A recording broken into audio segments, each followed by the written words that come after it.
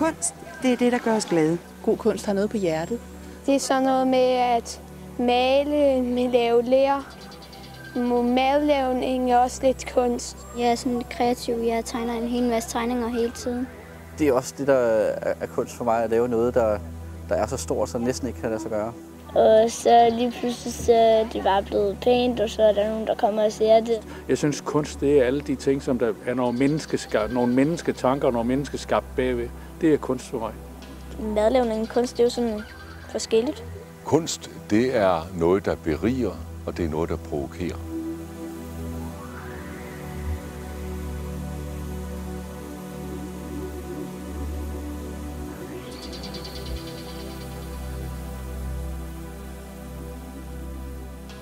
Det vi skal lave, det er kunst, skulpturer ude i naturen, med naturen.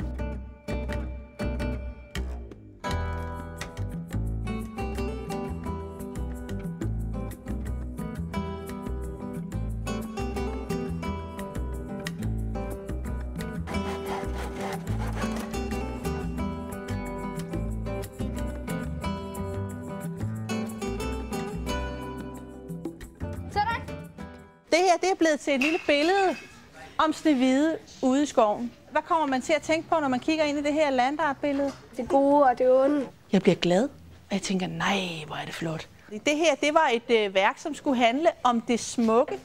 Det er et rigtigt landartbillede, I har lavet her, og det er det, vi skal lave ude i skoven. Vi skal have ting, der er sjove, der er spændende, måske også lidt uhyggelige.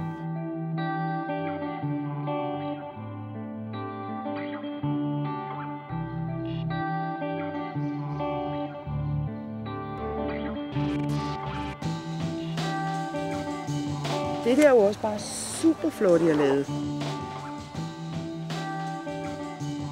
Børnene skal herude bygge nogle steder, hvor man bliver budt velkommen til livet eller til noget godt. Så skal de bygge et sted til det, de tror på. Og det har været den sjoveste, fordi da vi skulle introducere den, vidste vi godt, at rigtig mange af de børn, vi skulle møde, ikke har et forhold til folkekirken. Så der var vi nødt til at snakke om, de troede på, at FCK kunne blive verdensmestre i fodbold. Og det synes vi vidste alle drengene, det ville de. Om de havde troet på tandfen engang, og det havde de også alle sammen. Og de havde også troet på julemænden engang. Men der er jo mange måder at tro på. Man kan også tro på, at det bliver bedre i morgen.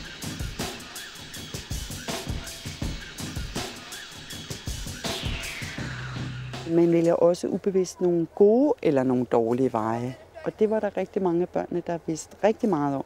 De vidste også noget, der hed genveje og vildveje og omveje. Men de dårlige veje var der mange eksempler på, at dem skulle man være lidt opmærksom på.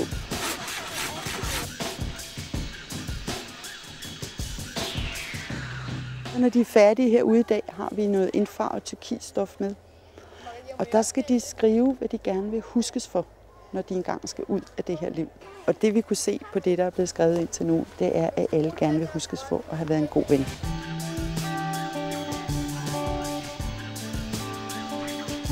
Nogle gange, så skal man bare have helt ro, og der skal være stille. Og derfor har vi i vores lille livsforløb her lavet et sted, hvor der er helt stille. Og der er nogle børn, der har flettet en kæmpe, kæmpe kurv til verdens største sommerfugl, som skal ligge og sove dernede. Men lad os gå ned og kigge på, hvordan det ser ud, for vi er også ved at få lavet en flod hernede med træstammer. Nu går I ind i livet, og her starter floden. Vi skal have træstammer til at ligge her, så vi alle sammen føler, hov, livet det går den her vej her, så vi skal ind her. Vi håber måske, at nogle af jer har lyst til at få en god idé her og sige, hov, skal livets port se sådan ud? Og man må gerne arbejde videre på det, der er. Ligesom sige, øj, der, lige på det her, der kunne vi gøre noget super godt. Sådan der.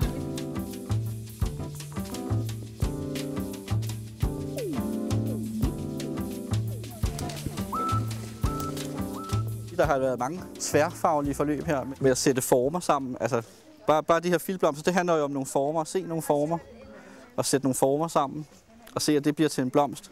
Men også konstruktionsmæssigt at se, hvor mange søm skal man putte i, ikke? Og hvad er en vinkel i 90 grader? Det er også matematik, ikke? Jeg synes, den skal være lidt højere. Ja, men så er vi enige alle sammen. Den Den er højere af Fyn. Man snakker jo i dag om innovation. Jeg tror, vi får nogle innovative børn ud af det her. Og nogle børn her viser nogle evner, som jeg i hvert fald som klasselærer vil tænke, yes, her har vi et eller andet, vi godt kan bruge derhjemme.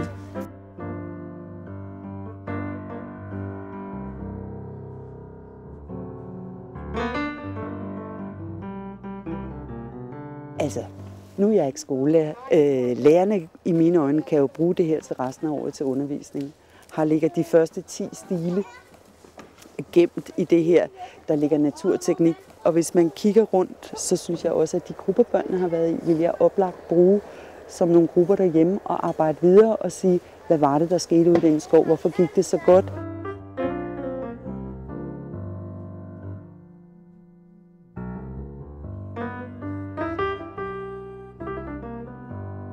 Nogle af de her meget sådan, før teenage-piger, som jo kommer fra meget forbeholdende, har jo overgivet sig nu og har glemt, at de har den pæne nye jakke på. De er helt med. Og det er der, hvis vi kan få børnene helt med, så kan vi jo lære dem alt.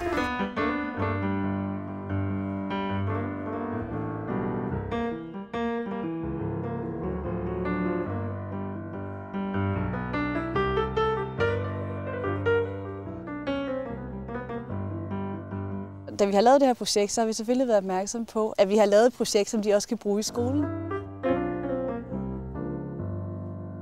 Det vi ligesom tilstræber i de her projekter, at give børnene de der oplevelser af at være i nuet og være med til at skabe noget sammen med andre.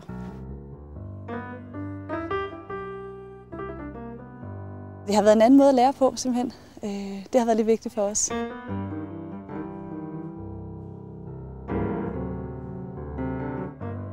Vi vil jo gerne give de her erfaringer, som vi laver videre til andre kommuner. Vi kan give konsulentbistand, og så har vi faktisk lavet noget ret fantastisk undervisningsmateriale, som de gratis kan benytte sig af.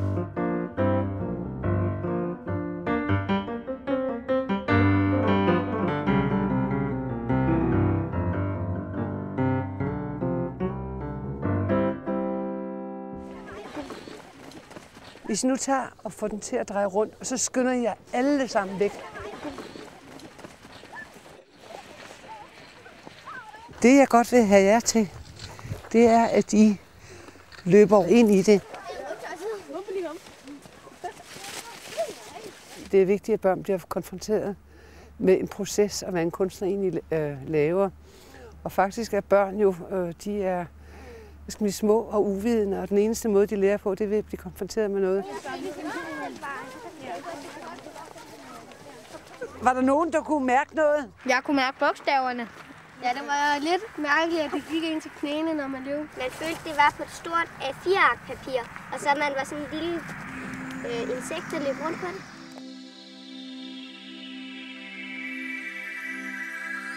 Min opfattelse er, at vi får nogle børn, der bliver overvågne, der bliver engageret, der får lytterne ud. Mennesket skal være helt. Så er kunst og kultur, så er det altså et hjørne af den helhed, som mennesket gerne skulle munde ud i at være.